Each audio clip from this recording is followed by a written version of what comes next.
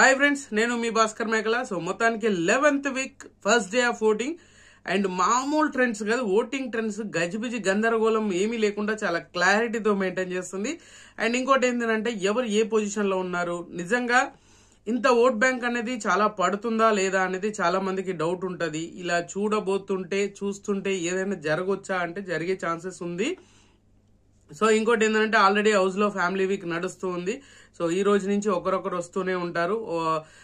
కళ్యాణ్ వాళ్ళ మదర్ రాబోతున్నారు ఈ రోజు, అండ్ మటన్ చికెన్ బిర్యానీ తీసుకొస్తారు అని అంట. అలాగా కొంతమంది హౌస్ మేట్స్ అండ్ కంటెస్టెంట్స్ వాళ్ళ పేరెంట్స్ అండ్ మన తనుజ ప్రోమోలో చూపించినట్టుగా తనుజ వాళ్ళ అక్క రాబోతుంది అండ్ సిస్టర్ రాబోతుంది.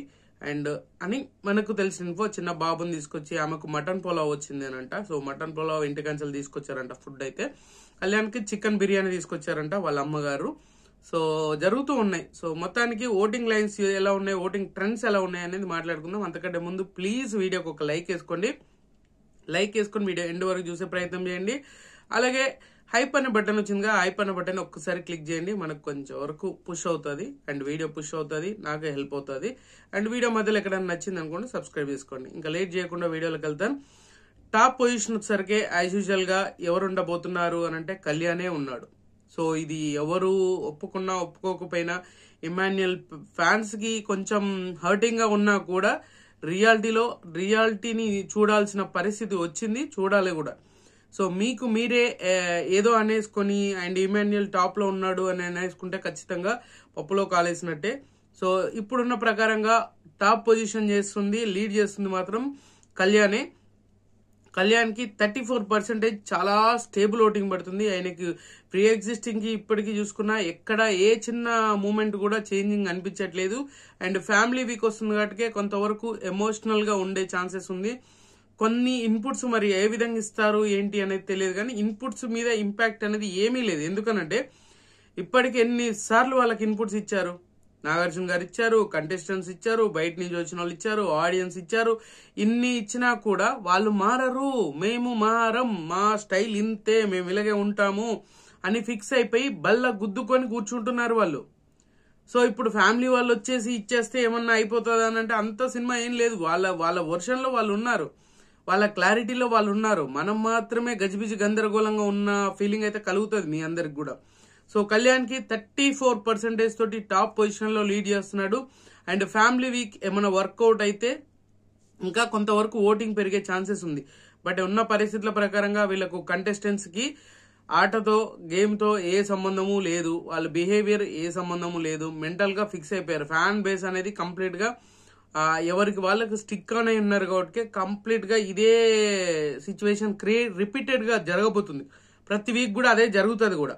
సో 34% టాప్ పొజిషన్ ఉంటే మరి సెకండ్ పొజిషన్ లో ఇమాన్యుయల్ కి ఫ్రీ ఎగ్జిస్టింగ్ కి ఇప్పటికీ ఓట్ బ్యాంక్ అనేది పెరిగింది. ఫ్రీ ఎగ్జిస్టింగ్ ఫ్యాన్ బేస్ చూసుకుంటే 22% ఉండే, ఇప్పుడు అఫీషియల్ ఓటింగ్ లైన్స్ ఓపెన్ అయినాక 24% కి వచ్చింది. అంటే 10% డిఫరెన్సెస్ ఉన్నా అంటే ఒక తెలియని ఇంపాక్ట్. ఎందుకంటే నేను లాస్ట్ వీళ్ళ మదర్ వాళ్ళు ఇమాన్యుయల్ వాళ్ళ మదర్ లాస్ట్ లో వస్తారు, అంటే ఎండ్ ఆఫ్ ది డే, అంటే ఫ్రైడే రోజు మనకు టెలికాస్ట్ అవుతుంది, ఫ్రైడే రోజు వస్తారు. ఆ ఇంపాక్ట్ ఏమన్నా క్రియేట్ అవుతుందా అంటే లాస్ట్ మూమెంట్ లో ఓటింగ్ ఆర్డర్ ని తలకిందులు చేసేంత సిచ్యువేషన్ వస్తే బెటర్ గా ఉంటుంది. ఎందుకంటే చాలా ఎమోషనల్ బాండింగ్ అనేది చూపించబోతున్నారు. ప్రతిదీ ఎమోషనల్ మీద, కంటెంట్ మీదనే ఎక్కువగా బేస్ అయినట్టు అనిపించింది నాకైతే. సో చూడాలి ఏం జరగబోతుంది. పవన్ వాళ్ళ మదర్ కూడా అంటే కొంచెం ఎమోషనల్ బాండింగ్స్ ఉన్న వాళ్ళని తీసుకొచ్చే ఛాన్సెస్ ఎక్కువగా ఉన్నది అన్నట్టుగా నాకు అనిపించింది. సో ఇమాన్యుయల్ 24% తోటి సెకండ్ పొజిషన్ లో ఉంటే థర్డ్ పొజిషన్ లో భరణి గారు ఉన్నారు. భరణి గారికి అదిరిపోయే ఓటింగ్ పడుతూ ఉంది. 17 to 18% ఓటింగ్ పడుతుంది భరణికి. చాలా మంది చాలా విధాలుగా చెప్తూ ఉంటారు, మీరు ఆలోచించండి, కొంచెం అంటే కొంచెం అన్న ఆలోచించండి. చాలా ఇంట్రెస్టింగ్ ఓటింగ్ అనమాట. సో భరణి గారి విషయంలో జరగబోతుంది అదే క్లియర్ గా. సో 17 to 18% ఓటింగ్ అంటే మామూలు విషయం ఏం కాదు. ఆయనకున్న ఓట్ బ్యాంక్ కి చాలా, అంటే ఎంత నెగిటివిటీ అండ్ బాండింగ్స్ ఏం ఆడట్లేదు అని చెప్పేసి అని అన్నారు. ఇప్పుడు నామినేషన్ చూసాక మీకు ఒక క్లారిటీ వచ్చి ఉంటుంది, రియల్ బర్నీ ఏంటి, ప్రతి సిచ్యువేషన్ ని ఎలా హ్యాండిల్ చేయాలన్నది. ఈ మధ్యన బర్నీ గారు చాలా బాగా నచ్చేస్తున్నారు జనాలకి. సో నాకు నచ్చడం కాదు, జనాలకి నచ్చేస్తున్నారు ఆటోమేటిక్. ఎందుకంటే అది ఓట్ బ్యాంక్ మీద ఇంపాక్ట్ అనేది క్లియర్ గా చూపిస్తుంది. ఆ క్లియర్నెస్ అనేది అర్థమైపోతుంది మీకు. 17 to 18% ఓటింగ్ అనేది క్లియర్ గా అర్థమైపోతుంది. అండ్ తర్వాత పొజిషన్ వచ్చేసరికి మాత్రం డెమోన్ పవన్ ఉన్నాడు. సో డెమోన్ పవన్ కి పాపం ఏంటో అబ్బా లక్ కలిసి వస్తలేదని నేను చెప్పాను కదా, ఏదో చెప్పబోయి ఏదో జరగబోతుంది, ఏదో ఇంపాక్ట్ చూపించబోతుంది అని అనుకున్నాం. అలాంటి ఇంపాక్ట్ ఏం చూపించాం. మళ్ళీ అదే రిపీటెడ్, అదే తుపాస్ రీజన్స్, అదే లొల్లి, అదే అక్కడక్కడే తిరిగినట్టుగానే ఉంటది. డెమోన్ దగ్గర వచ్చింది అదే. పేరుకు మళ్ళీ గొడ్డు సాకిరి చేస్తాడు, ఎంత వర్క్ చేస్తాడు, ఎన్ని సిచ్యువేషన్స్ ను ఏదైనా కూడా చాలా కూల్ గా హ్యాండిల్ చేయడానికి ట్రై చేస్తాడు. ఏదో అర్చేసినంత మాత్రాన ఇంపాక్ట్ చూపించేంత సిచ్యువేషన్ ఏం లేదు అక్కడ. పాయింట్ లేకుండా నువ్వు ఎంత వాదించినా కూడా జనాలకు అంత ఈజీగా కనెక్ట్ అవ్వదు. పాయింట్ పెట్టు, అది 10 మాటలు మాట్లాడే దగ్గర ఒక్క మాట మాట్లాడినా ఆడియన్స్ కి రీచ్ అవుతుంది. అది డెమోన్ పవన్ దగ్గర నుంచి వచ్చేసరికి చాలా అంటే మిస్కమ్యూనికేషన్ లాగా మిస్ అయిపోతుంది. కంటెంట్ టక్ టక్ మని మిస్ అయిపోతున్న ఫీలింగ్ వస్తుంది.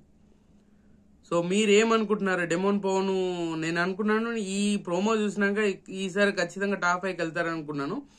బట్ ఇలాగే చేస్తే ఏదో అయిపోబోతున్నది అన్నట్టుగా అర్థమవుతుంది. సో చూడాలి ఏం జరగబోతుంది. సో పవన్ కి 12% తోటి ఈయనకు డబుల్ ఓటింగ్ పడుతుంది.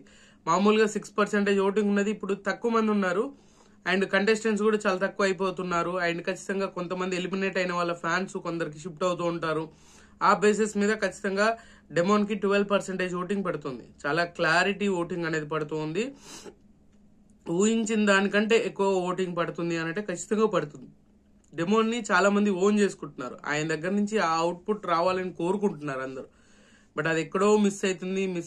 మిస్కమ్యూనికేట్ లాగా ఆ కంటెంట్ మిస్ అయిపోతుంది. అది క్లియర్ గా అర్థమవుతుంది. సో 4th పొజిషన్ వచ్చేసరికి డెమోన్ ఉన్నాడు అండ్ 12% ఓటింగ్. 5th పొజిషన్ వచ్చింది సంజన గారు. సో సంజన గారు కూడా డేంజర్ జోన్ లోనే ఉన్నారు. గుర్తుపెట్టుకోండి, సంజన ఖచ్చితంగా డేంజర్ జోన్ లో ఉంది. సంజన, డెమోన్ కూడా ఓకే, బట్ సంజన, దివ్య వీళ్ళిద్దరు డేంజర్ జోన్ లో ఉన్నారు. అండ్ సంజనకి 10% ఓటింగ్ క్లారిటీగా ఓటింగ్ పడుతూ ఉంటది. బట్ ఈమె ఇంక్రీజ్ అవుతూ వస్తుంటది. ఇప్పుడే అయిపోయింది కదా, స్టార్ట్ అయింది కదా, ఇక్కడతో అయిపోతుంది అనేది లేదు. చాలా క్లారిటీగా కొంచెం కొంచెం పెంచుకుంటూ లాస్ట్కి వచ్చేసరికి ఒక స్టేబుల్ ఓటింగ్ దగ్గర ఆగిపోతుంది. ఖచ్చితంగా సంజనకు పెరిగింది అని అంటే తగ్గే ఛాన్సెస్ చాలా తక్కువ ఉంటుంది. సో అలా 8% ఓటింగ్ తోటి ఈమె 5th పొజిషన్ లో ఉంది. చాలా ఇంట్రెస్టింగ్ ఓటింగే కదా, చాలా ఇంట్రెస్టింగ్ గా ఉండబోతుంది కదా. సో అలాగా 8% ఓటింగ్ అనేది ఈమెకు పడుతూ ఉంది అండ్ 5th పొజిషన్ లో ఉంది. చాలా అంటే చాలా హారబుల్ గా ఉండబోతుంది. ఈమె ఎలిమినేట్ అయ్యే ఛాన్సెస్ కూడా ఉంది. ఎందుకంటే చాలా మంది ఫ్యామిలీ వీక్ నడుస్తుంది కదా, వాళ్ళ పాప వస్తుంది, చిన్న పాప వస్తుంది, ఎమోషనల్ బాండింగ్ ఉంటుంది, వాళ్ళ హస్బెండ్ వస్తారు, కొంచెం ఇంపాక్ట్ చూపించబోతుంది మన ఎపిసోడ్ మీద అని అనుకుంటున్నారు కదా. సో చాలా సార్లు ఇప్పుడు రవి ఎలిమినేషన్ జరిగినప్పుడు కూడా వాళ్ళ పాప వచ్చిపోగానే ఎలిమినేట్ అయ్యాడు. సో అలా కొన్ని ఉంటాయి.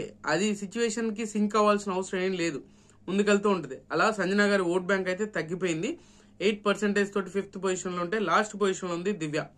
సో దివ్య కూడా ఈ వారం డేంజర్ జోన్ లో ఉంది, ఇది గుర్తుపెట్టుకోండి. దివ్య కూడా 7% ఓటింగ్ పడుతుంది. అయినా కూడా ఈమె స్టేబుల్ ఓటింగ్ అని చెప్పలేము, ఎందుకంటే పెరగొచ్చు తగ్గొచ్చు, అంతా తనుజ ఫ్యాన్స్ చేతిలో ఉంటది. అంటే దివ్య విషయం వచ్చేసరికి మాత్రం మిగతా వాళ్ళ విషయం ఆలోచించొద్దు, కానీ ఈమె విషయం వచ్చేసరికి మాత్రం గజిబిజి గందరగోళం అవుతుంది. అదే జరగబోతుంది, అదే జరుగుతుంది అనమాట. సో 7% ఓటింగ్ తోటి ఈమె బాటమ్ లో ఉంది, వెరీ డేంజరస్ పొజిషన్ లో ఉంది అనమాట. సో దివ్య. సో ఖచ్చితంగా మీరు ఎవరికి ఓట్లు వేస్తున్నారు, ఎవరు ఎలిమినేట్ అవ్వాలనుకుంటున్నారు అని కింద కామెంట్ చేయండి. ఖచ్చితంగా ఈ వీడియో మీకు నచ్చిందని కూడా నచ్చితే లైక్ చేయండి, షేర్ చేయండి, కామెంట్ చేయండి, సబ్స్క్రైబ్ చేయడం మర్చిపోవద్దు. ఖచ్చితంగా మీరైతే ఓట్లు వేయండి మీకు నచ్చిన కంటెస్టెంట్ కి. అంతకుమించి ఇంకా చెప్పేది ఏమి లేదనమాట. So good luck.